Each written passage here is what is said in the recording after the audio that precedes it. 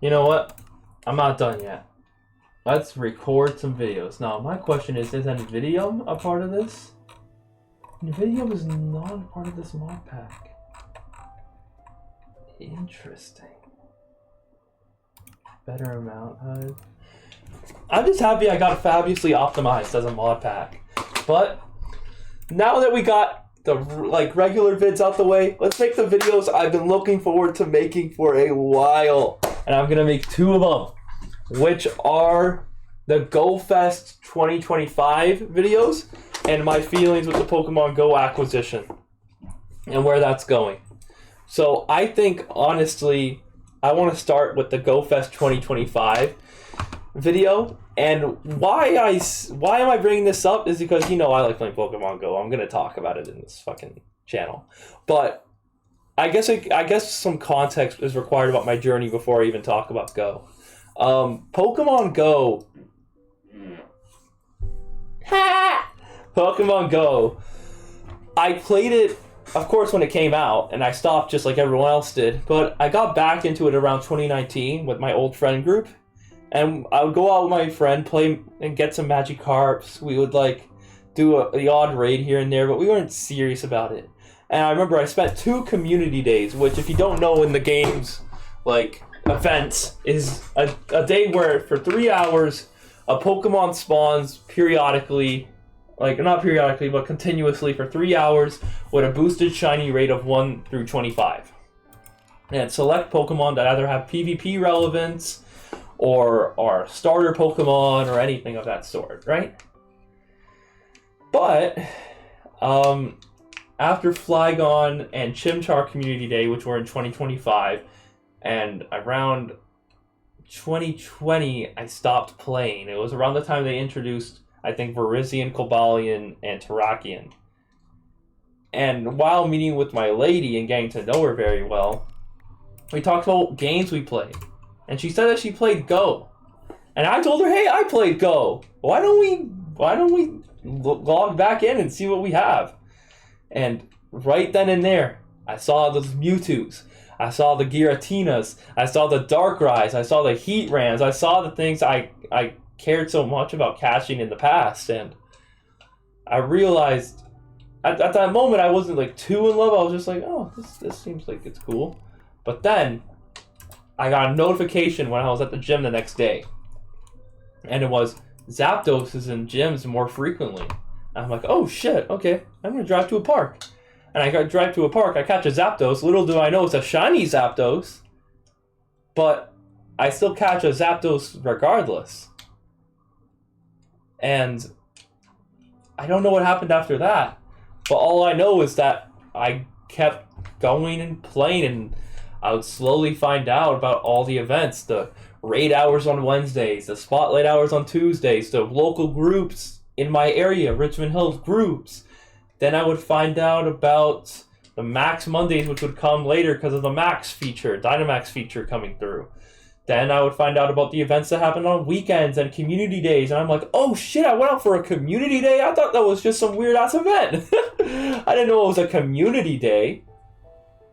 But yeah, and I think one big event that cemented my woman and I's time playing Pokemon Go was GoFest, which essentially, in the name, it's a celebration of the game. And it's usually the big event that happens in the summer when everyone's off and has the time to play, and it's usually when they post some of the biggest notices for the event. And I think, because this video is going to be about GoFest, I think I should go through what's been data mined. Actually, no. First of all, I want to talk about my original GoFest experience.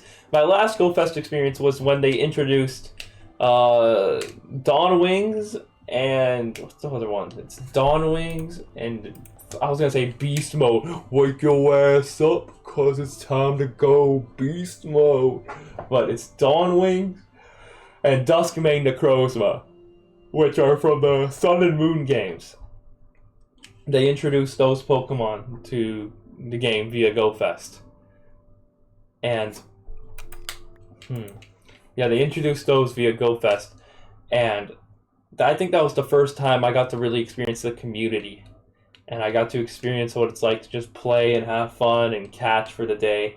I don't think we stayed for the whole day, which I think would have been a little crazy, but we enjoyed ourselves a lot. And then obviously later in that year, we'd have the Wild Area event, which is a new one that's coming out, and that would have been insane. It was like Go Fest on steroids because you had 4 different raid bosses, and you had Pokemon which were practically as good as the raid bosses in the middle of the wild. So you got us running around downtown trying to catch these pseudo-legendary Pokemon that are extremely powerful. And then you have Pokemon with a boosted shiny rate if you buy the ticket. So it's got Pokemon like fucking Bulbasaur and important Pokemon like freaking, I don't know, Skrelp. No, but it was so much fun. And you had the max battles, and oh my god, was it insane. It was absolutely nuts. But yeah, so I think I'm going to take a little pause on this guy, and I'm going to give an opportunity to check out the page and what's been data mined for what's coming out. And I want to talk about it, so give me a second here. So before that, I want to let you guys know that I've been researching this event for a while.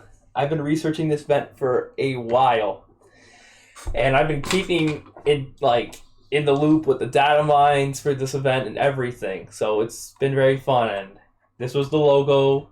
You're getting a regional Pokemon that was exclusively for Safari events. Skidoo. Yeah, Skidoo. Skidoo, not Skidoo. Frigiback Shiny. You're getting Klefki available worldwide instead of regionally. And you're also getting Carbink Shiny, and of course this cute little guy. And that's supposed to be based off of either Unova or the Galar region. And you have 3 in-person events this time. You have Jersey City, Osaka, and Paris. And I wanted to go to this, but we got to save up the funds for that. But I swear to God, it's literally a drive away. This looks so pretty! I wish! It's literally like 2 weeks! But yeah, trainers hauling from all corners of the globe can prepare themselves for an extraordinary escapade during the illustrious Pokemon Go Fest 2025. I already bought my ticket. This is the worldwide one. I think this would be, the global. But I think they go through everything here. Yeah, okay. So you can go through the worldwide here, which is what I'll be experiencing. I got my Skidoo already. I traded it to my woman, of course. And first things first, mythical that's getting released is Volcanion. Reason why this is important, it's only fire and water type, which is super unique of a combination because it covers its one true weakness, which I love. This is going to be super useful, and I hope I get a really good one, or hopefully I can train it, which I'm going to get to later, training Pokemon. And of course, salutations from Klefki and Skidoo getting available, and the shiny debuts of Frigivax and Carbink, which Carbink ain't that useful, but Frigivax is fun. And of course, Frigivax in the 1-star, that's not been available yet, which hopefully it's something good. Maybe it'll be the Phalanx. I'll probably be the Phalanx with the costume. But this is the big boy right here. Crown Shield and Crown Sword Zacian and Zamazenta. And why I care about this is because I always loved Galar's designs. I love the designs of all the Galar Pokemon. And in all honesty, from what I've heard, especially from competitive play, Zacian and Zamazenta were once very, very powerful, especially in just traditional Pokemon like tournaments and play. And from what we've seen in like data mine from these Pokemon stats is that they're extremely strong, extremely high in CP, and extremely powerful. And of course, shiny available too. Well, they can revert into their hero of many battles form when you encounter them after defeating a raid. And it's going to be a lot like the previous fucking fusions, where you have to spend 1,000 of an energy by battling them in raids, and then you'll be able to convert them into this form of Zacian or Zamazenta. And what it doesn't show on this page, and what's been data mined, is that they'll have effects, like how Palkia and Dialga do, how the Necrozmas do. Are we good here? Here we go. How Palkia and Dialga do, how the Necrozmas do, and how the Kirums do. So these Pokemon will have their, what is it called? I'm gonna go over this right now because it doesn't really matter. Are they gonna go over what they can do? Really? They don't go through it? That's kind of lame. Maybe they're going to show it later on the page. But if we were to go to news, oh my god, and go here, you can see you have to fuse them with the energy, as I said. But here it is, featured attacks. Its attack, Ironhead, when equipped, can turn into its charged attack, Behemoth Blade and Behemoth Bash. And obviously you can see here, they're doing their crazy freaking damage. And from what's been data mined, they'll have effects that Zacian's effect will allow for a strength boost during raids, gyms, and max battles. And Behemoth Bash will allow for a defensive attack, or a defense move. And supposedly, this will have a benefit during an added benefit in max battles. And yes, that's also a gimmick here too. These two Pokemon will be allowed in max battles despite them not being Dynamax included. So they could just enter a max battle if they want. And that's what's going to make these really strong, is that these are already going to be one of the strongest Pokemon in the game. You got a 4,300 CP Pokemon of either of one, and maybe get this guy with a huge freaking shield in front of all your Pokemon, and you're good to go. You know what I mean? You can take down any max battle you'd like at that point. And of course, you can't have GoFest without having the freaking, what is it called? The habitats. Which obviously, yeah, look, you have day-long encounters. But you have habitats, which rotate every hour for 2 hours. So they do 4 hours of one cycle and then another cycle for 4 hours. And this is what really got me excited, and especially my woman. So you have Houndour, which is good, Numel, Dewskull, Gothita, Golett, which is an extremely good shiny, which I'm after, Fletchling, Flababy with the red flower, which you can't get in the Americas, so I'd love to get my hands on that, Skrelp, Fuecoco, and Carbink. And my woman loves Fuecoco, so this is already a W for this habitat. Then you have Machop, which is always evolved into Machamp, which is one of the best fighting types. You have Electabuzz, which Electivire has some like selective play in like raids. I know it's good in raids, but it's not too good in PvP, only certain selective play. Teddiursa, which of course evolves into Ursaluna, one of the strongest as well. Scraggy, Chespin, which is cute. I think Chestnut's ugly. But then you have Flabébé Yellow Flower, which sadly is available in the Americas, but it's whatever. Pancham, which evolves into Pangoro. I don't know if it's too strong, but in game this is extremely rare, especially hard to get a shiny of. So you'd want to get one of these. Shiny Dedenne, which is one of my woman's favorites. I'm sorry if it's like. Is it like? There we go. And you have Crabrawler, which, I mean, it's alright. You want to just get a shiny of this guy because he's hard to get. And then, of course, Mienfoo as a rare encounter of this habitat. But I played an event where I already got a shiny of this guy, so it's cool. Oh, here we go. This is the one that I'll say that, the one Anissa really likes. So Alolan Sandshrew, it's cute. This is why she likes it as well. Swinub, one of her favorites. Spheal, her literal favorite Pokemon. Piplup, one of her favorites, which supposedly reminds her of me. Snover, which is good for the Mega Evolution, Mega Abomasnow. Mona, which is cute. Elgium, which is partly cute. Then Flabébé Blue Flower, which is me. I love blue. And it's not available in the Americas. And then Bergamite, which evolves into Avalugg, which I'm not too sure if it has much play. And Frigivax, which will have its shiny debut. So this is going to be one we're going to be going hard for. 12 to 1, 4 to 5. This is one we're going to be going hard for. If we're leaving early, we're leaving around 5. Then, and this is crazy. You get no break. Like, this is nuts. Absolutely nuts. So, like, I couldn't take a break here. We'd have to eat around, like, this one. Or maybe even after that. So we have to eat, like, at 1.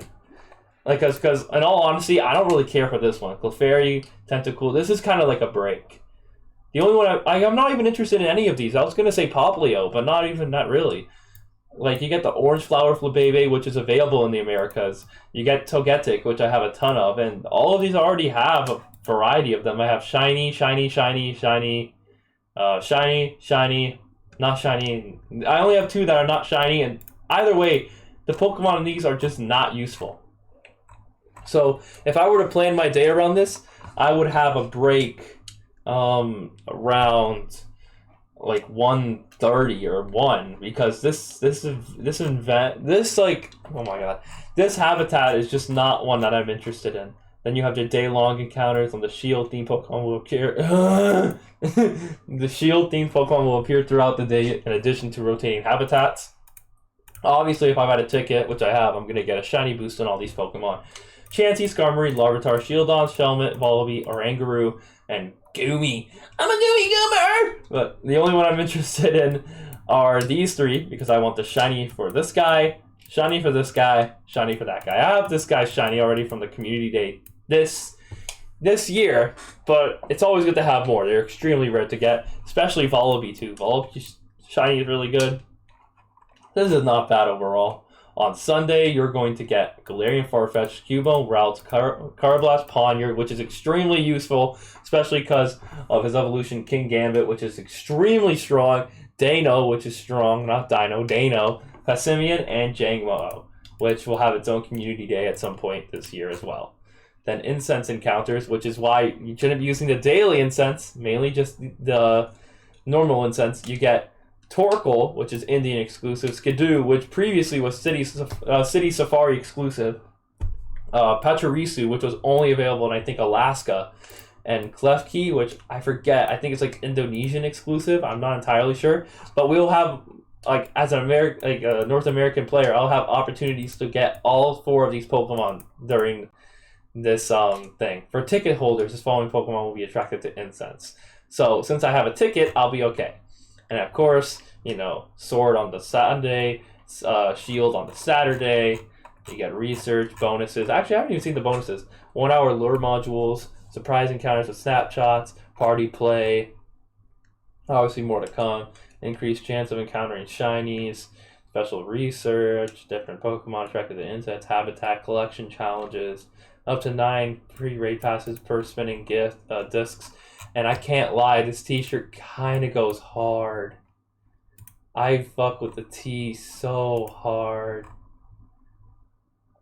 Like, maybe I'm a huge nerd, but this t-shirt goes hard. This t-shirt goes so hard.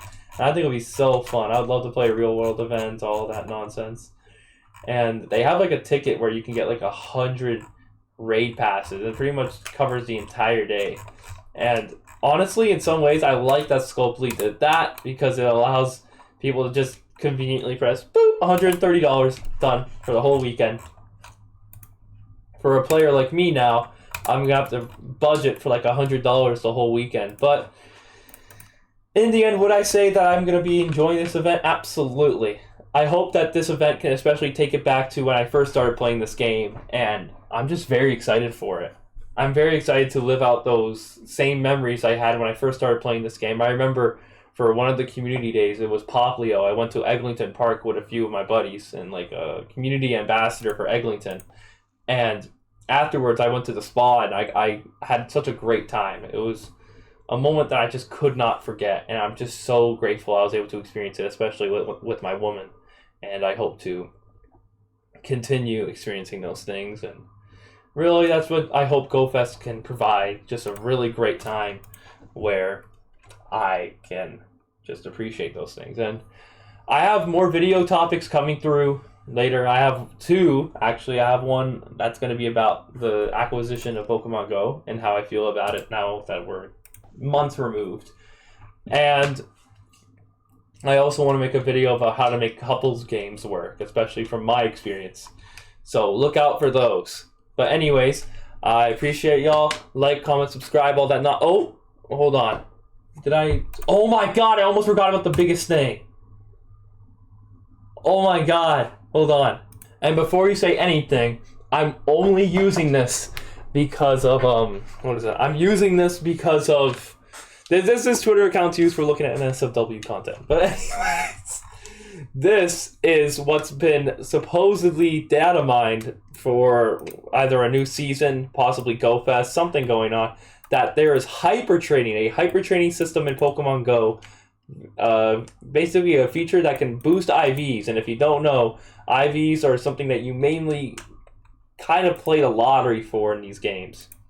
You spend money on a pass hoping to get a legendary Pokemon with a certain type of IV, and if you don't, you just gotta go again. Like, you can't change it. But this ability, this bottle cap feature, will allow you to, as you can see, adjust it via a blue meter there, and it will allow you to improve your Pokemon's stats, and you can then find a Pokemon that you want to improve, and you can train it. You could become an actual trainer. You don't have to become... Yeah, exactly. You could become a trainer instead of someone that... What is it? You become a trainer instead of someone that's just a collector. You get to cherish the Pokemon that you have instead of constantly chasing more, and that's something I really appreciate. And from what it's seen, that on the traditional Go Pass, which is a pass that comes bi-monthly, you can possibly get a silver, which if you buy the free one, you get the silver. But if you get the premium, you get the gold pass. And to be honest, I look at this as a complete win. I'm going to end the video soon, but I see this as a complete win because this allows me to... I always wanted to grind out my Zygarde. That's one of the hardest Pokemon to 100% like fully evolve with all of its cells. I want to be able to make that thing extremely powerful, and I'm not able to do that unless I get a Hundo. And obviously, I only have one chance to get it, so that's, you know, out of the question. But if I were to... Sorry, I'm getting like a bit of phantom, and I don't know if it's like an issue, but yeah. Whatever. It's it allows me to look at my Zygarde and eventually just look at it and be like, okay, I can train you now. I don't have to sit there and see my Zygarde and be sad that it's not as good as someone else's Hundo. And yeah, maybe it's not like going to be the same ribbon color, because usually there's a ribbon beside naturally appearing Hundos, like 100% IV Pokemon.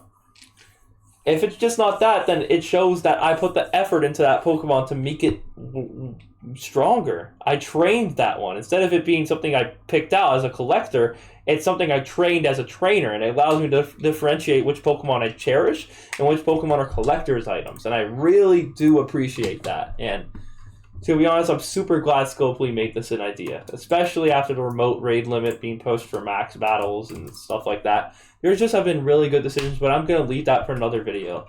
Either way, I'm a little excited for this coming Go Fest. Anyways, I'm happy you guys stuck to the end. If you like, comment, subscribe, all that nonsense. If you made it here, type of watermelon. Peace out.